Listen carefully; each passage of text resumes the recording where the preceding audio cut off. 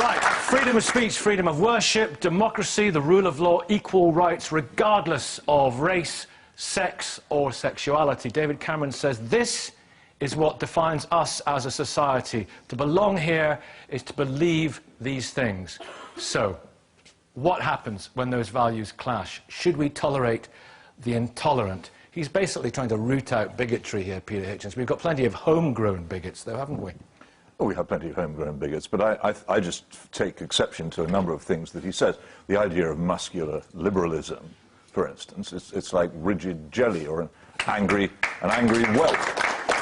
It's just something that doesn't happen. Liberalism is by its nature not muscular. And the other thing is he seems to define Britishness as a form of political correctness. You can't live here unless you sign up to equality and diversity, rather than you can't live here unless you accept that the Christian religion is our prime source of morality and law. But on the basics, would seem to me to be a much better basis. On the basics, we can sign up to like equality by race, equality by sexuality, equality by gender, a belief in democracy, or should we tolerate those who don't believe any of those? Toleration and equality are two different things. Toleration, apart from anything else, implies disapproval. I tolerate you. I don't like what you do. I tolerate you because I'm a civilized person who's prepared to share my society with you, even though I don't like you.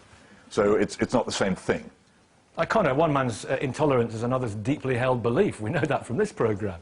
Absolutely, but I think the very possibility of being liberal, the very possibility of holding any belief, has to be the thing that grounds it. And that means that there's certain forms of belief which destroy that, which we cannot tolerate. Like?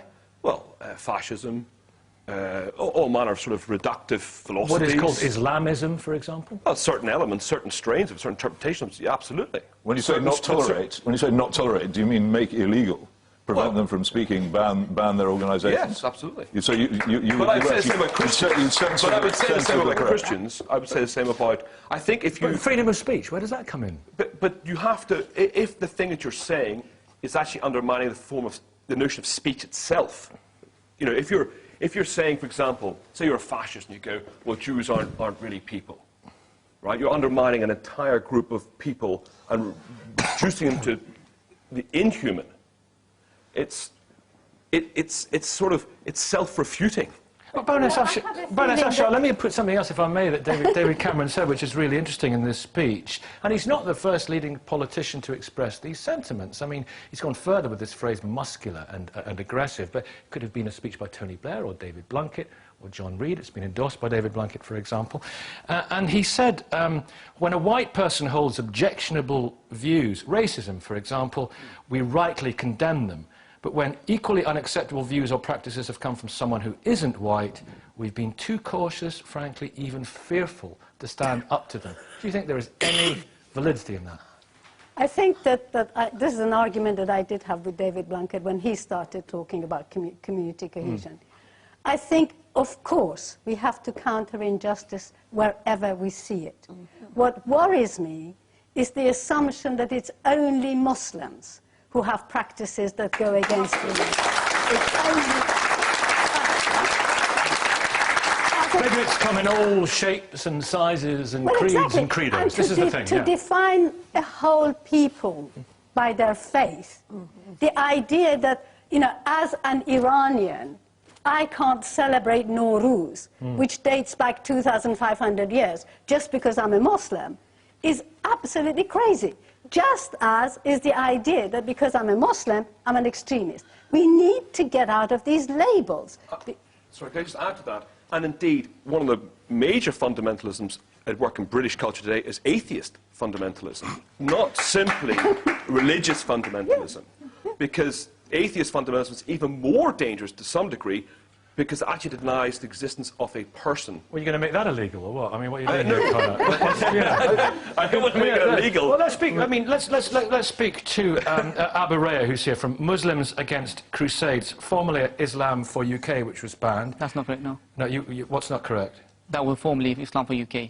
Were you ever in that? No. Okay. Were you in Our organisation is called Al-Muhajirun? Were you in Al-Muhajirun? Our organisation is called Muslims Against Crusade. All right. Well, Islam for UK and Al-Muhajirun were both banned. So you know, as a government would have it so bad, they banned them twice, frankly. And where did the freedom go there? Yeah. Where did the freedom go? Exactly. That's your question. It's oxymoron here. Where's your freedom to burn poppies? Is that what you're saying? Islamically, it's allowed for me to burn poppies or for any number. The highlight of the issue is more bigger thing. We understand that the war against Islam and Muslims, David Cameron is the two-headed snake in charge of the crusade against Islam and Muslims in Iraq and Afghanistan. Islam does not allow you to disrespect other people. Absolutely not. Well, can I just say, he also disagrees with killing innocent Muslims. There is a rider here. There is a rider. Most Muslims in this country think you are an utter embarrassment. Why is that? Because we call for the Sharia, we call for a better way of life, a superior way of life than the quagmire we face here today. We have recession, we have colleagues of David Cameron stealing all the money. They have gardeners on Look, second you page. You can have your own way of life. We have a superior way of life. Wait a minute. Baroness Afshar, because this is what this speech is all about. Are other Muslims doing enough to condemn people like him? Of course they are. Of course. I mean, this is the problem. That we do have our own debates. And I am perfectly willing to have a debate with you on Quranic base. I teach Islamic law, so I know what I'm talking about. I should think that we should debate with people on our level. This is someone obviously clearly not practicing Islam. She says she's a Muslim, but she's obviously very... I'm sorry, you are not... She's not covered or anything like that. The basic fundamentals of Islam... Islam is not anyway, a going back to the... You don't believe in democracy, right? Clearly not. I'm a Muslim. Right, Excuse me. Excuse me. Right, Baroness, if I may, Connor, at the beginning you said we have to be wary of people who have views like this, stoning women, stoning homosexuals, stoning adulteresses. What should we do about people like our friend here? I think we should give them free sponsorship to go to university and study theology. I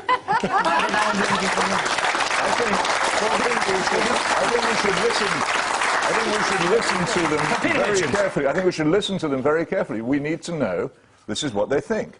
If we suppress them, if we say you're banned, we won't find out. But they're on the fringe. But they are what? Then they will remain on the fringe if we find out what it is that they think. Islam is an enormously powerful political project which would change this country irrevocably if it became. Hang on a second. Let me say something. Hang on a second. Let Peter finish. It's an enormously powerful political project which would change this country irrevocably if it became the majority religion. You will keep interrupting you Muslims. Of course they are. Islam is a proselytizing religion which believes the whole world should be Muslim. And they would like this country to be Muslim. If we want to find out, of course you would. If you want to find out what they think, let them speak, and then you can discover you won't like I it. will let you speak, and I will come back to you in 1 second. But I think it's on that point. Don't worry. We're not on the fringe. Hold that thought. You believe you have the truth. Religion in this country. Even your show said that English women who are embracing Islam in their hundreds. So therefore, you can't say we're on the fringe. Right. We're over 8 million in this country. Mohammed from the Muslim Public Affairs Committee. What about this accusation that extremist views, and most people think that Abu's views are right on the edge, really extreme, and many people, Muslims, find what he is saying utterly offensive. What about this accusation that Muslim communities are not doing enough to condemn people like him? Well, to be honest, he says that because they agree with him. No, Muslim community is not doing enough. Absolutely not true.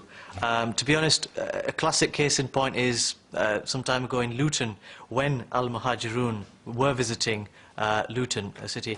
All the Muslims came out onto the streets to tell them that they were not welcome on our streets. They don't represent the Muslim view. They don't represent the Muslim view. That's right. And David Cameron seems to think that's not articulated enough. I mean, David Cameron is another story altogether. I would accuse David Cameron, in his own words, of passive tolerance. You know, his speech came on a day when the EDL, you know, an extreme... English Defence League. Yeah, an extreme far-right threat that is threatening, and it poses a great danger to everybody in this country. You know, they're speaking of... Are they not a fringe as well? I mean, who poses the greatest... They certainly are, but... Well, who poses the greatest danger? Our friend here, Abu, or the EDL, for example, or are they equal? See, freedom of speech is, you know, a detailed thing. You've got to look at the full thing in detail. I mean, you've got one case where you can hear a person's views. It is another thing to go out, let them to go out onto the streets and cause criminal damage, to actually, you know, incite racial hatred, religious hatred, and fear. So, Alex Brammer, what do you think? We have to. I mean, if we stopped tolerating the intolerant, we'd lose half our guests on this programme. I think you're absolutely right. I think a great characteristic of British society down the centuries has been its willingness to accept people for what they are, and so that tolerance is incredibly important. But our friend here says that at the fringe, he's not at the extreme, he's not at the fringe. But what I worry about, this is an intelligent man, we can tell from the way he articulates what he thinks. However, what I worry about is there are much less intelligent Islamic followers, Muslims in this country, who listen to what he says and are led down a path of extremism which could cause tremendous trouble. And indeed, the victims of the 7/7 bombers, the victims of 9/11, they're the people I fear for, the families of those people who've been killed because of that extreme view. And members of these groups have expressed support for those terrorists, yeah. And the idea that the British government should be supporting or providing finance to groups, Islamic groups, which filter down into some of this extreme area is absolutely worrying. I think David Cameron was absolutely right to say that finance should be cut off. Okay, I think... One second, Mohammed. You haven't had any money, obviously. Of course, our organisation does not work for the government and does not require any money. There's a surprise. We need the youth to join our side anyway. But what I say to you, you too support the terrorists inside Iraq and Afghanistan. You support the pirate state of Israel. I do. Yeah, because how do you know who I support? So why are you against us when we paraded when the parade came to Luton or in Barking that the Muslims came out? Why are you against that? And who defines them as terrorists? Anyway. The question that we all should appreciate is that who lays down the boundaries of intolerant and tolerant? Yes. Surely, is it man, weak, limited, needy, or is it Almighty Allah subhanahu wa ta'ala, the creator of the heavens and the earth? But it's certainly not you. I'm intolerant. I'm intolerant to promiscuity. Yes. I'm intolerant to alcohol. Homosexuality. Adultery. The pirates of Israel. All the soldiers that are killing Muslims. I'm intolerant to all of that. Nakedness, the way people dress, and all that stuff. Obviously, if you come out in York naked, then obviously I'm intolerant towards that. They need to get their clothes back from their house. Who gives you the right He's got to every tell right. me, why can't I to tell me as a Muslim... Where did the freedom of speech go there? No. Well, give the Baroness a little bit of freedom of speech. Who gives you the right to tell me whether I am a good Muslim or not? Because of your eyes. You have to do that. You have no Quranic right to do that. It's quite clear by the teaching of the Muhammad sallallahu alaihi wasallam that we judge from their parent, and the fundamentals of Islam you need to stick by. God does not judge by appearances. Come on. I'm sorry to say you're not the main issue. The main issue is that the war that's going to take place. You need to address that. Peter, 1 second. Anthony, writer. How relaxed should we be? Should we exert some muscular liberalism on Abu here? I don't mean to haul him out of the studio or anything like that. We'd like to see that. Should we...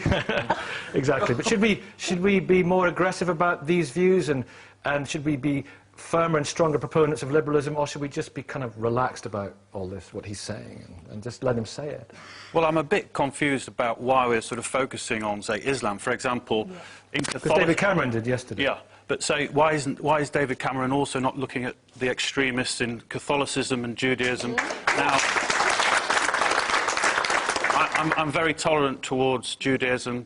I am Jewish. That's probably why. But I'm also tolerant to the vast majority of Islamic thinking.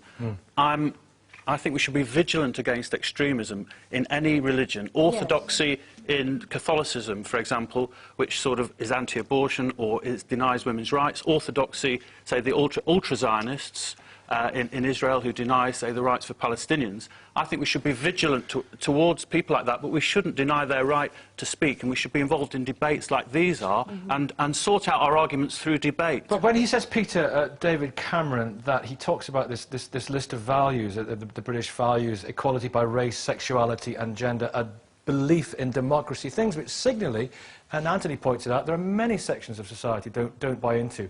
He says, to belong here is to believe in this. Well, some people read some of your columns. It always used to make me laugh when George W. Bush would say about the Muslims, they hate our way of life. And I said, yeah, I hate our way of life, too. And in many ways, my views on some things coincide quite closely with yours. And I disapprove of a lot of the things which you won't tolerate. I disapprove, but I tolerate. I think that in a free society, people should be permitted to do these things. I will argue against them doing them, and I will argue very strongly for a society in which these things are discouraged, but I will not say I will not tolerate them. That's a distinction between me and you. And by tolerating you, which I think I should do, one of the things I do is I allow you to say quite openly just how intolerant you are and what a menace your ideas would be to our society if they became further.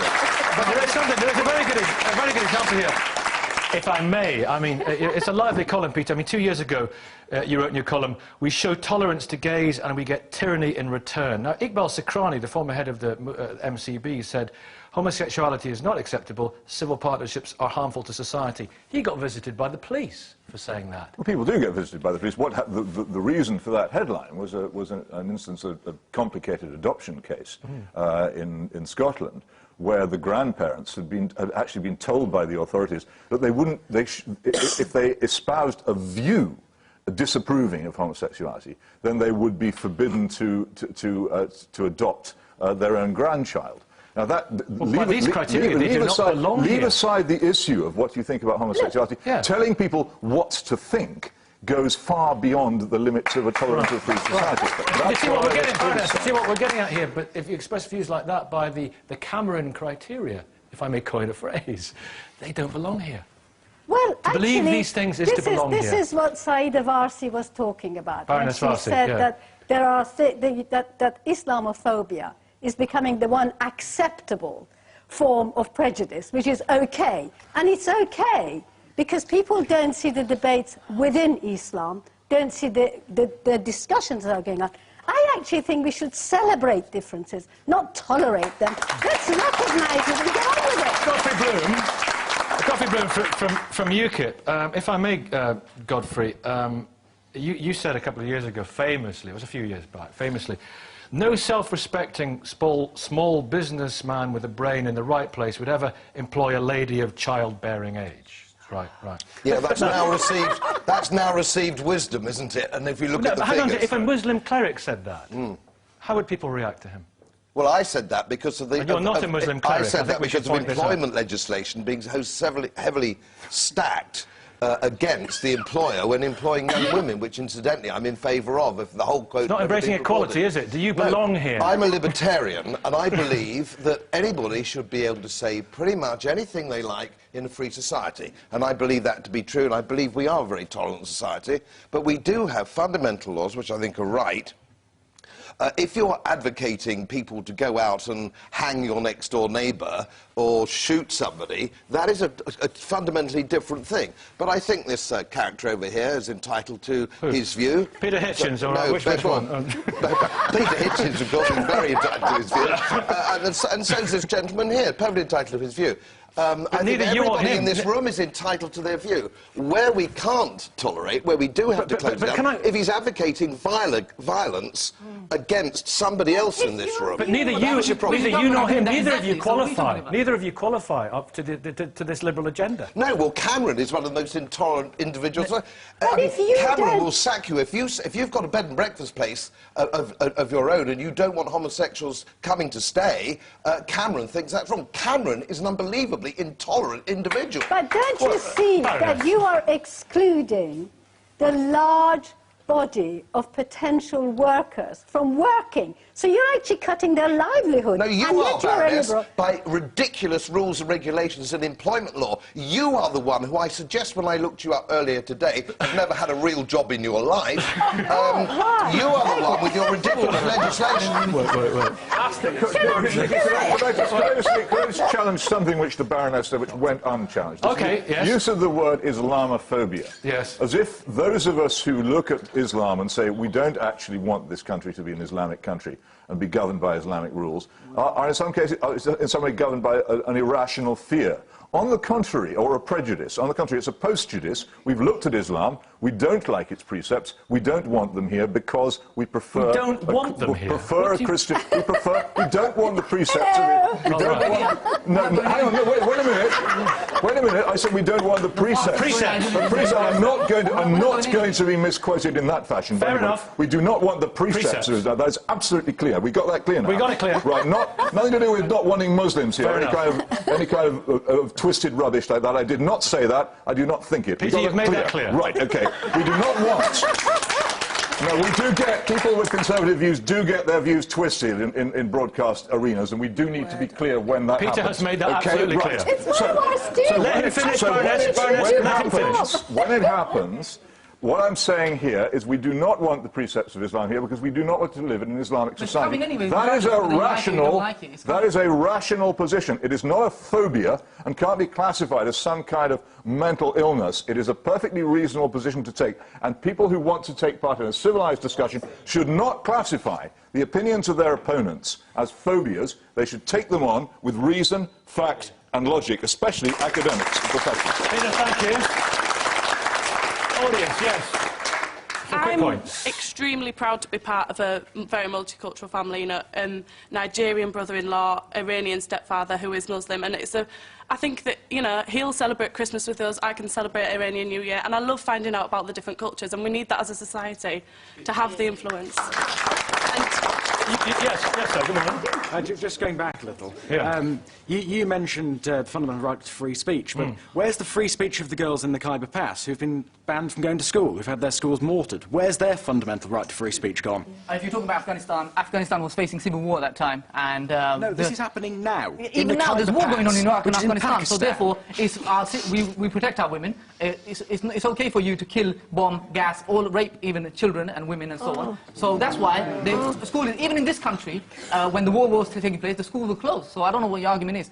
But going back to the argument about David Cameron, there is a clash between civilization, between truth and falsehood. So therefore, it's at loggerheads, and David Cameron, Obama are in the head of one of them, and on the other side is Sheikh Osama bin Laden. So therefore, the Muslims will all automatically follow the Muslim leader. Mohammed. Well, according to David Cameron's views, I think he considers Osama bin Laden to be a politician anyway. You know, in his words, I'll quote him. He said, Islamic extremism is a form of political ideology. So I ask him, does he consider Osama bin Laden to be a politician, or does he consider Sharia law to be completely unacceptable? I don't think there's a clash of civilizations. I'm Bradford born and bred. Recently, when the EDL came to Bradford in August, the whole of Bradford, all sections of the community, we had several priests, we had several imams, we had people of no faith, we had, you know, people from all sectors coming together to try and figure out a way to deal with that issue, and they dealt with it very successfully. Thank you very much, Mohammed. Thank you. Thank you all. We're going to leave that one. And you can join in that debate by logging on to bbc.co.uk/thebigquestions and following the links to our message board.